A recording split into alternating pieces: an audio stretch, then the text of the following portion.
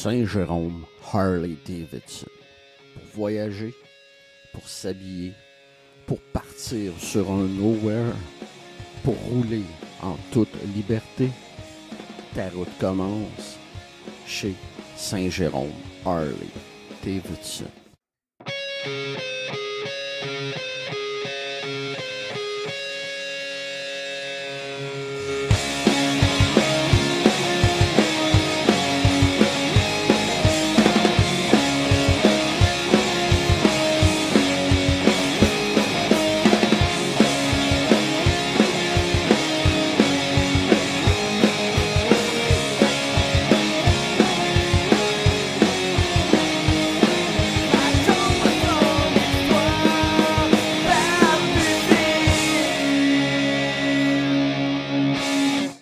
Hey, t'es là, toi!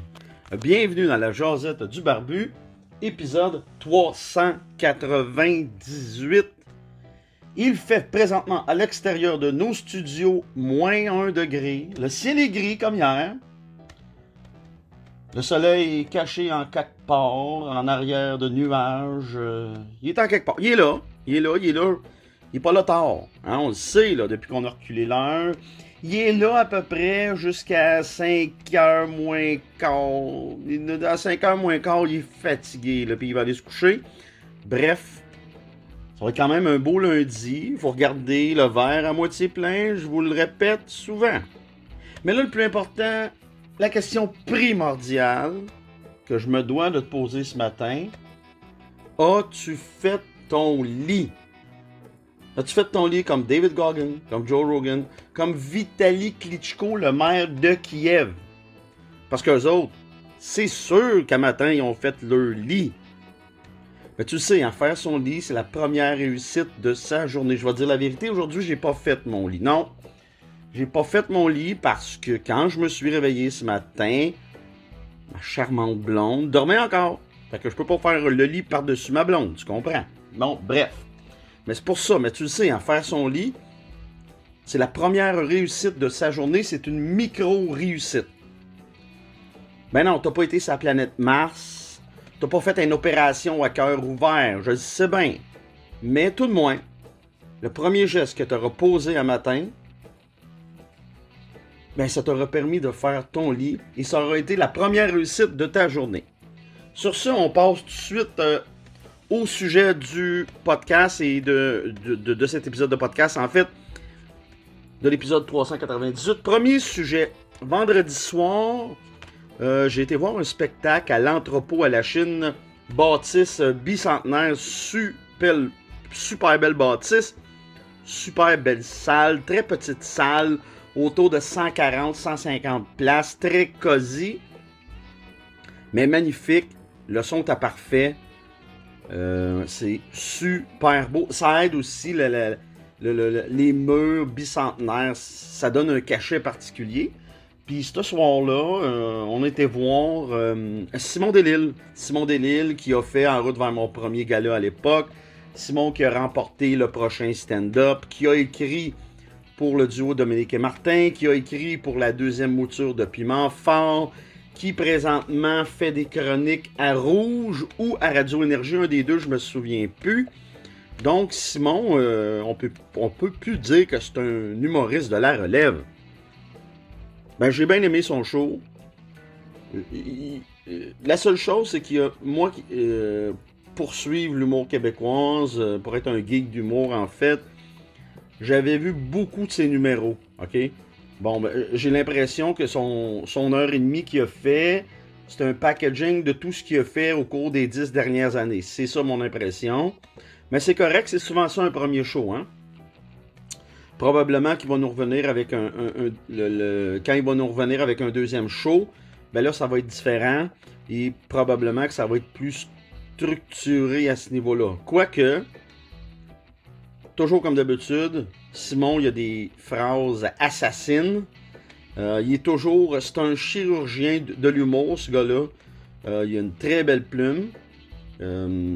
Puis sa façon d'être sur stage par rapport à ce que j'ai vu dans le passé, ben, ça a beaucoup changé. Là. On est rendu ailleurs. C'est un humoriste professionnel, légitime, tout à fait à sa place. Il est sur son X. J'ai beaucoup ri. Bon, tu sais, j'aime rire, je ris facilement. Mais tout de même, j'ai trouvé beaucoup dans son rythme. Il était bon dans son rythme. J'aimais le rythme. Bon, pour moi, 1h30, là, un spectacle d'humour, pour moi, 1h30, c'est long. C'est très long. C'est rien enlevé à Simon, là. Je veux dire, on se souvient à l'époque, les shows d'humour, début des années 90, c'était du 2 heures du temps, 2 heures de temps avec un entracte. C'était interminable. Aujourd'hui, quand un humoriste fait 1 heure à 1h15, c'est la norme. Moi, je te dirais 1 heure bien packagée, là, c'est parfait. Là, évidemment, je n'inclus pas la première partie parce que là, il y avait Jessica Chartrand qui était là en première partie, qui était très bonne d'ailleurs. Bravo à Simon d'avoir choisi Jessica, c'est un très bon choix. Mais, c'est ça, moi je pense que son show packagé 1 heure, là, tight, plus tight que ça, enlever le surplus, moi je pense qu'1 heure, on a quelque chose de très, très, très, très bon. Ça l'était déjà. C'est juste qu'1h30, veut pas, même si t'es le meilleur humoriste sur la planète, c'est difficile de garder l'attention des gens pendant 1h30 de fil. C'est très difficile, que ce soit au cinéma, au théâtre, que ce soit dans un show de musique. En humour, c'est encore pire, parce que tu joues avec les mots, donc ça prend de la concentration. Donc c'est difficile. Moi, je dois l'avouer, à la fin du spectacle, je commence à trouver ça long. Mais bref, c'est moi, là, tu sais, mais ça n'enlève rien au spectacle de Simon Delille, qui était excellent. Puis je vous le conseille fortement, là, il fait la tournée au Québec. Quand il va passer chez vous, gênez-vous pas. Puis en plus, les billets étaient pas chers, étaient 25$ taxine. 25$ taxine, là, c'est rien. Puis, ben c'est ça, je vous le conseille fortement, n'hésitez pas. Simon, moi je conseille son spectacle. J'ai beaucoup aimé, on a passé une belle soirée, on a ri, on s'est amusé. Mais c'est ça qu'on veut. Une petite parcelle de bonheur. Puis ben bravo à Simon, puis bravo à sa première partie, Jessica Chartrand, qui a très bien performé aussi. Deuxième sujet, suggestion d'épisode de podcast. Hey, ça fait longtemps que je ne l'avais pas écouté. Je te suggère un épisode du Joe Rogan Experience Podcast avec Joaquin Buckley, évidemment, Joaquin Buckley qui est un combattant au UFC. Très bon épisode. Buckley, c'est un verbomoteur, je ne le savais pas. Il a des belles connaissances en MMA. Très intéressant de l'entendre parler de son sport. Lui qui a avoué que son idole de jeunesse c'était Bruce Lee. C'est pour ça qu'il a commencé à faire des arts martiaux mixtes. Donc, très intéressant. Puis, c'était intéressant aussi de l'entendre parler de ses adversaires, de son entraînement. C'était pas l'entrevue cliché du combattant, là. Pas pantoute. Il était vraiment un grand livre ouvert. Il s'exprimait très bien. Je le trouvais fluide. Puis, j'ai adoré cet épisode-là avec Buckley. Je te la conseille fortement. Évidemment, c'est en anglais. Donc, si tu baragouines l'anglais ou tu le comprends à peu près, ben tu pourras pas écouter ça, là, c'est clair. Là. Mais sinon, si tu comprends l'anglais, goroche-toi sur cet épisode de podcast-là. Tu vas adorer ça. Si tu es un fan du UFC, tu vas capoter ta vie, évidemment. Je te le conseille fortement. Ben, tu sais, Joe Rogan, toujours aussi bon. Mais moi, tu le sais, je te l'ai déjà dit, je l'écoute moins depuis qu'il est plus sur YouTube, depuis qu'il est sur Spotify. Pour moi, c'est moins user-friendly. J'aime moins l'application pour le podcast. Pour la musique, c'est parfait, mais c'est pas une application qui est faite pour le podcast. Donc, c'est pour ça que j'écoute moins Joe Rogan. Puis avec le contrat qu'il a signé l'année passée avec Spotify de 100 millions, ben, c'est sûr que ça vient avec des devoirs. Hein? Puis donc, ils ont beaucoup enlevé d'épisodes, exemple, avec Alex Jones, l'épisode de 4h15, je crois. Il ne peut plus recevoir Joey Diaz. Moi, ça, je trouve ça triste parce que c'est des invités que j'aimais beaucoup entendre. Puis c'est pour ça que j'aime moins Joe Rogan sur Spotify parce qu'on dirait qu'il est attaché. Il ne peut plus faire ce qu'il faisait comme avant sur YouTube quand il était libre, autonome, joueur autonome, pigiste, appelle ça comme tu veux. Maintenant qu'il est engagé par une compagnie qui fait beaucoup de dollars, je le comprends. Moi aussi, j'aurais accepté les 100 millions, inquiète pas. Et je me pencherais sur ce qu'il me demande de faire. Là. Il me demanderait de sauter, je dirais à quelle hauteur. Tu comprends? Faut être honnête, là. Mais bref, bon épisode. Ça me faisait du bien de retrouver Joe Rogan en podcast. J'étais content. Faut que je te dise, ça faisait au moins 2-3 mois que je l'avais pas écouté sérieusement. Puis là, c'est un épisode qui a passé très rapidement, qui s'écoute facilement. Genre d'affaire que... Non, t'écoutes pas d'une traite, là, mais... en tout cas, va voir ça. Joe Rogan avec Joaquin Buckley.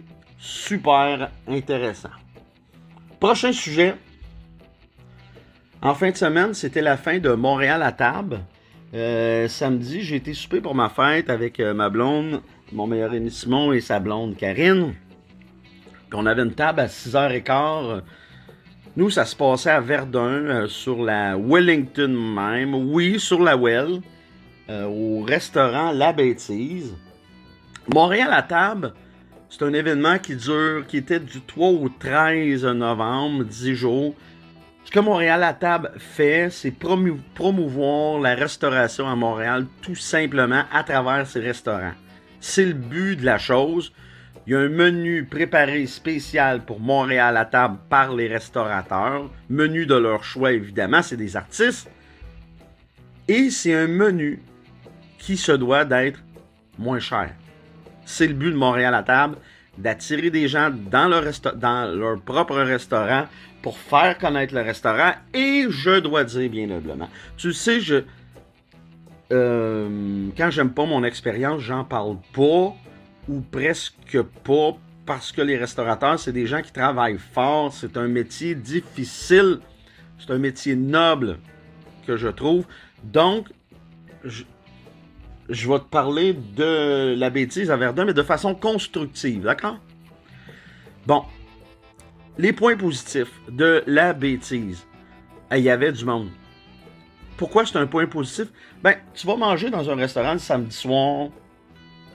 C'est plaisant quand c'est plein. Ça amène une certaine ambiance, puis moi, j'aime ça. C'est mon goût personnel.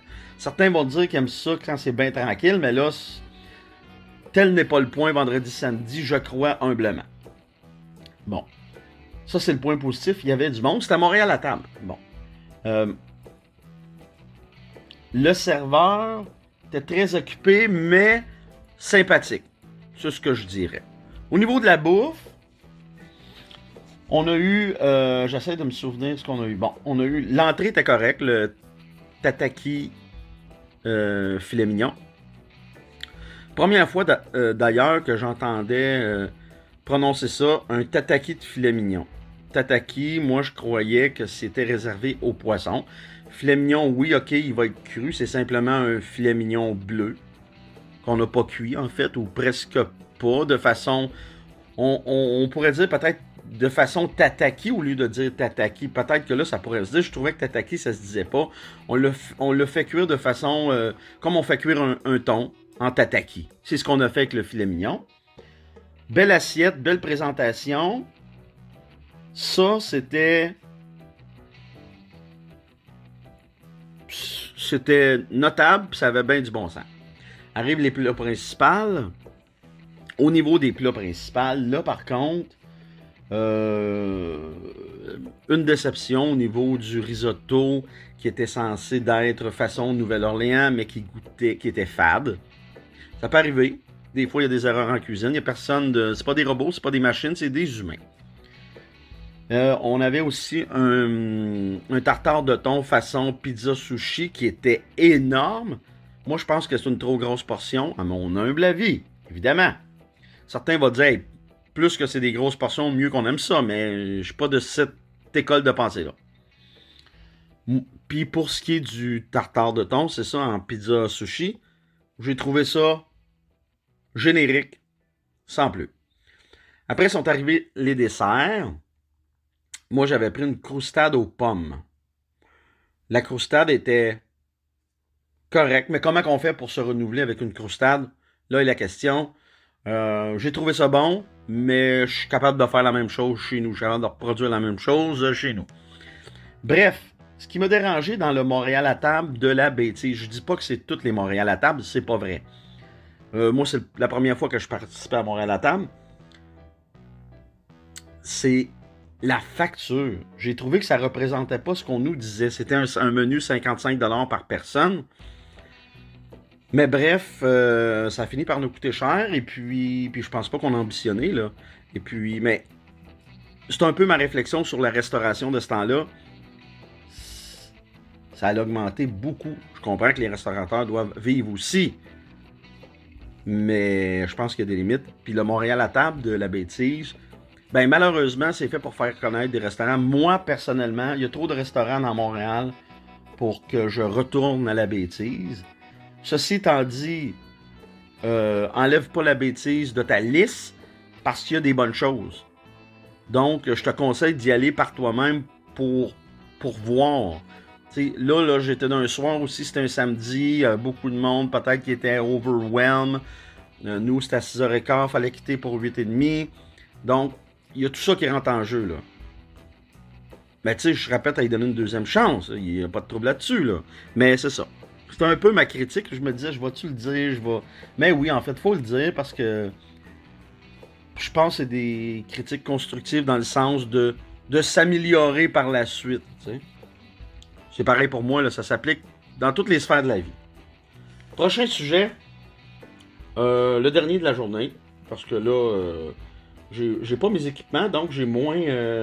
quand je t'ai installé chez nous, ben, c'est bien plus facile de faire un podcast. Là, je le fais avec mon téléphone, c'est une autre chose. Samedi dernier avait lieu le UFC 281. Avait lieu le 281 au mythique Madison Square Garden de New York, le MSG. Et puis, on avait en finale Israel Adesanya contre le Brésilien Alex Pereira. Ben, contre toute attente, au 5e round, à 2 minutes et 1 seconde du 5e round, Alex Pereira a mis KO Israel Adesanya pour devenir le nouveau champion des poids moyens des 185 livres.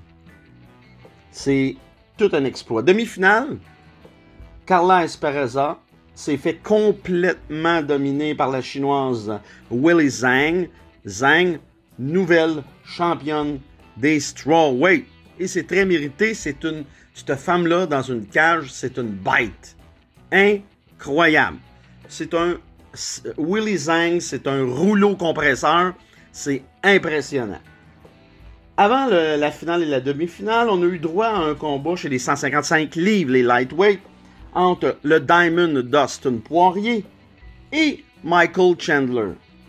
Un combat de tous les instants. On s'attendait à ça avec Michael Chandler. Il veut toujours être dans des guerres. C'est ce qu'il a réussi à faire avec Dustin Poirier. Il l'a amené à se battre, à se débattre. Mais malheureusement pour Chandler, virement de situation, Dustin a reçu ses coups. Il était ébranlé, presque terminé. On pensait que le combat était terminé au premier round. Il est revenu de plus belle et de plus fort. Il a étranglé. Il a gagné par soumission à 2 minutes du 3e round contre Michael Chandler. Bravo à Dustin Poirier.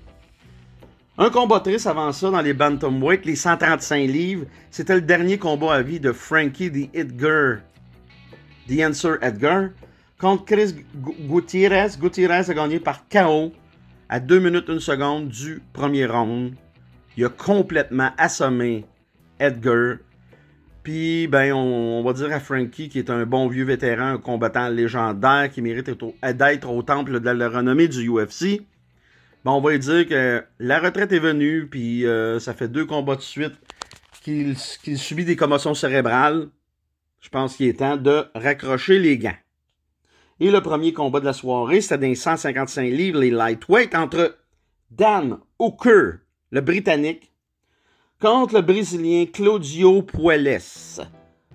Hooker a gagné par TKO à 4 minutes 6 secondes du 2e round. Beau retour d'Hooker, il y avait 5 défaites de suite. Il se devait de gagner ce combat-là pour rester au UFC. C'était le dernier combat de son contrat. Il va se mériter un nouveau contrat. C'est très bien battu, très bien combattu, débattu. Il a joué dans la tête de son adversaire Puellos. Et Puellos, malheureusement, c'est un gars, c'est pas un artiste du MMA. C'est pas un combattant complet. C'est seulement un combattant de jiu-jitsu brésilien, évidemment. Il était toujours à terre. Il se retrouvait à terre sans manger de coups. Sa façon de battre, c'est pas vendeur et c'est triste. Puis tu veux pas voir ça au UFC. Je suis désolé. J'aime beaucoup le combat au sol, tant la lutte que le jiu-jitsu, toutes les formes d'art qui font que ça devient les arts martiaux mixtes. Mais quand tu fais exprès pour te coucher à terre, c'est un non-sens. Tu peux pas faire ça, ça fait pas partie de la génétique d'un combattant. Donc, j'étais bien content que Dan Hooker knock Claudio Puellos. Ben content. Mais bref, comme tu l'as vu, un UFC 281 spectaculaire au possible. Déjà hâte au UFC 282. Entre-temps, on va avoir les UFC Fight Night. On va continuer à regarder. Puis en passant, j'ai su ça ce matin, nouvelle de dernière minute.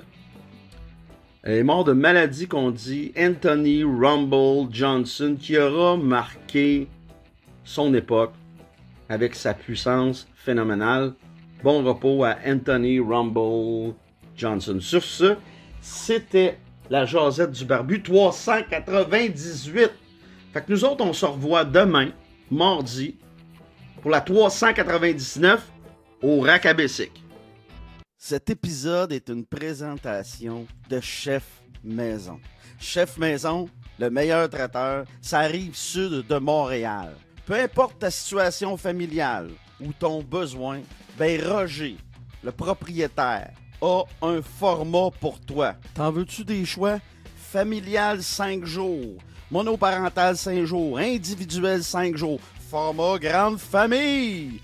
Familial 2 jours, monoparental 2 jours, individuel 2 jours, grande famille 2 jours. Puis là, je t'ai même pas parlé des forfaits lunch à part de ça. T'as juste à appeler au 438-872-9500. Puis mon ami Roger Yengang va se faire un plaisir de bien te servir. Parce qu'oublie pas, pis ça tu le sais, Chef Maison, la solution.